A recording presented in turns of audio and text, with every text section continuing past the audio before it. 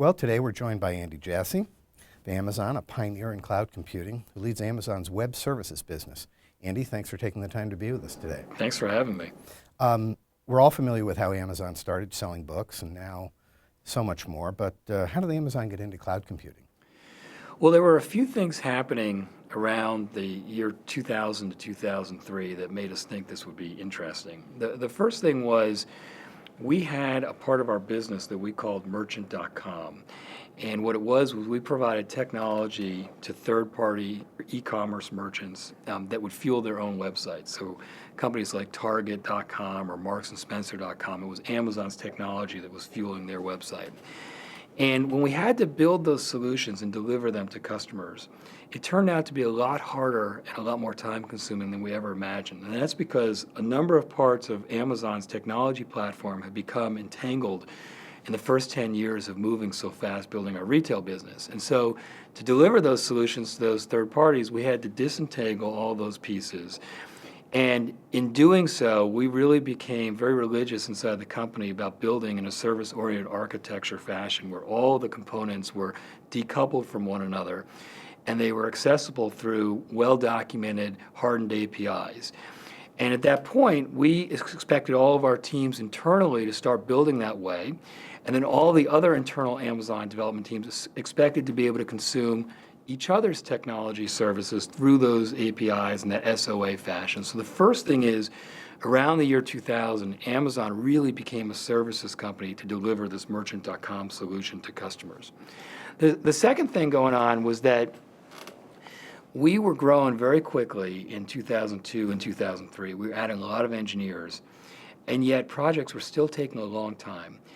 And when we looked into why that was happening, the product development leaders would say, look, I know you guys think these projects should take 2 to 3 months end to end, but we're spending 2 to 3 months just on the compute solution or just on the storage solution or on the database solution. And nothing I'm building scales beyond my own project. And Jane on the third floor is doing the same thing, and Rob on the fifth floor is doing the same thing. And so there was this real frustration inside of Amazon and this real thirst for reliable, scalable, cost-effective infrastructure services. And even if we had never provided AWS as a platform for third parties, we would have built it just to allow Amazon, the retailer, to move more quickly. And then the third thing that was going on around the same time was we did an offsite, management offsite at our founder and CEO, Jeff Bezos' house, and we were doing an exercise around what we thought we were good at as a company. And in the beginning, we started with fairly obvious things. We were good at listing a lot of products on detail pages and then fulfilling those products. But as we pushed ourselves to think more deeply, we realized that we'd had to get really good running infrastructure services deep in the stack, like compute and storage and database, and really good at running reliable, cost-effective, scalable data centers just to grow Amazon's retail business the first 10 years. And with that realization, we took a step back and we said, well, if you believe that companies and developers and agencies will use these types of services, these cloud computing services, if we decoupled them and provided them as services, to build their applications if the right selection existed, and we believed if the right selection existed, they would, then the operating system becomes the internet. And if you believe there was going to be an internet operating system, then we asked ourselves, what are the key elements of that internet operating system? Which pieces have already been built? And which pieces, given what Amazon's good at, could we meaningfully contribute to? And when we looked at that in mid-2003, we realized that none of the key components of that internet operating system had been built. And when we thought about what we were good at, and Amazon's always been a technology company, one that applied technology to the retail space first, but always at our heart a technology company, we realized we could provide most of those key components of the internet operating system. And with that, we decided to pursue this much broader mission, which is AWS, which is to enable any developer, any company, any government agency to be able to run their technology applications on top of the technology infrastructure platform that we've built. Well, let's talk a little bit how this applies to states. Many states are facing increased budget pressures.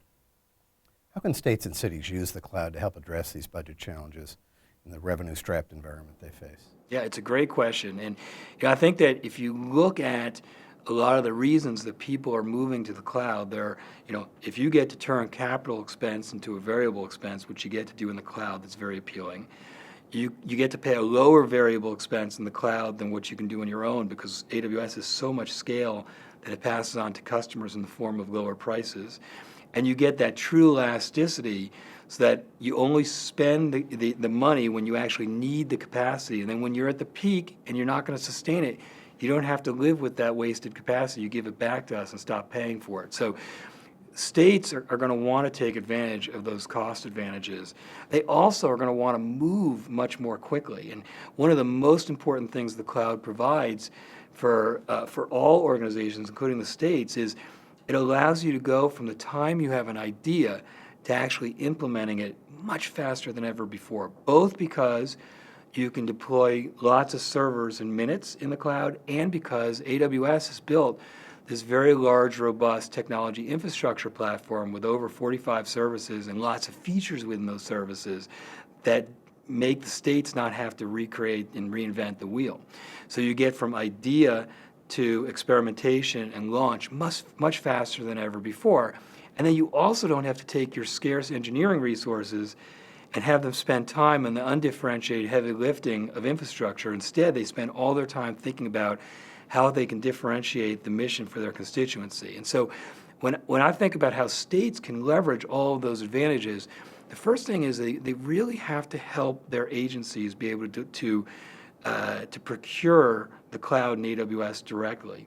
As the CEO of a company called Infor said, Charles Phillips, he said, "Friends don't let friends build data centers." And that's because the value proposition is so much stronger in the cloud. And so if you look at what, for instance, the state of Texas has done, they have built a procurement vehicle in conjunction with AWS, so their agencies can use the cloud directly and take advantage of the cost and the agility and the security benefits the cloud provides. And that's what states have to do. It's a great opportunity for states to be able to move more quickly at lower cost than what they were able to do before.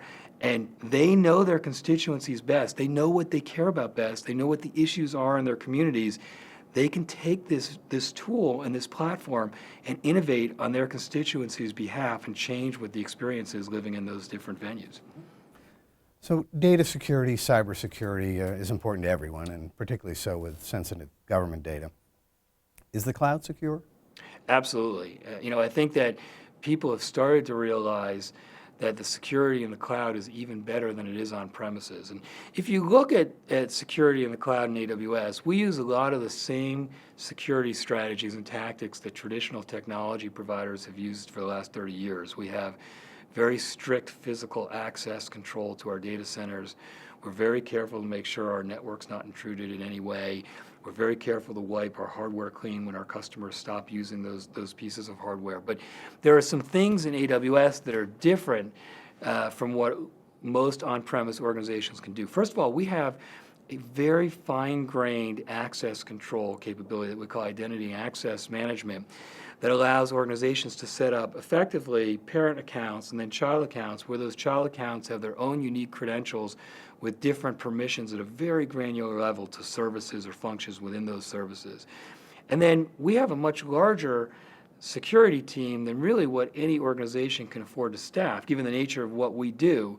So you get all of that expertise effectively for free when you run on top of AWS. And then you get a visibility advantage in the cloud that's hard to have on premise. So most organizations will tell you that it's really hard to know what's happened to all of the servers in the organization over time as they've had this server sprawl. And CIOs always worry that there are servers under the desk of employees and they don't know where they are and they don't know what they're doing. In the cloud, you can make a single API call and you can know where all of the servers are, who's checked them out, what API calls they're trying to make, what resources they're trying to impact, whether they indeed impacted any of those resources. It's a very different visibility posture. And a pretty interesting example is if you look in the state of Washington at the Department of Fish and Wildlife, they have an application that they built on top of AWS that allow people to take geotagged photos of different endangered species, which of course they care a lot about. And they're able to let scientists and different constituencies who have, deep interest be able to look at that data and do analysis on that data, but they're able to use our security controls to make sure that only the groups they intend to have that access do so, and they've found that it's been very helpful for them. So where's it going next, and what's the role for states? Well, I think if you look at the fullness of time, and I don't know if that fullness of time is 10 years from now or 20 years from now, very few organizations are going to own their own data centers. And those that do will have much smaller footprints than they have today. And if you believe that like we do, it means all of that computing is moving to the cloud. And we have, at this point, it's a very fast-growing business, AWS. It's $6 billion in revenue on a trailing 12 months basis. And yet, I would argue we're just at the relative beginning of the heart of adoption in the public sector. And so we have a very large amount of functionality today, a lot more than any other infrastructure provider by a large amount. And yet, we're far from being done innovating. If you look at the pace of innovation in AWS the last several years, just for perspective, in 2012, we launched what we considered 189 significant services and features. In 2013, that number was 280. In 2014, that number was 516. This year, we're ahead of last year's pace. So we have a lot of functionality, more than you can find elsewhere, and we're also iterating at a very fast clip. We're not close to being done expanding geographically for our customers. We're not close to continuing to work hard to take cost out of our own structure and give those back to customers in the form of lower prices. So you're going to see a lot of growth, and the customer experience, which is quite good today, will continue to get even better. And I think for states, as we were discussing before, it's such an incredible opportunity to change what it provides for its citizens. And today, a lot of the spend on infrastructure in states is very costly, very high capital, very expensive.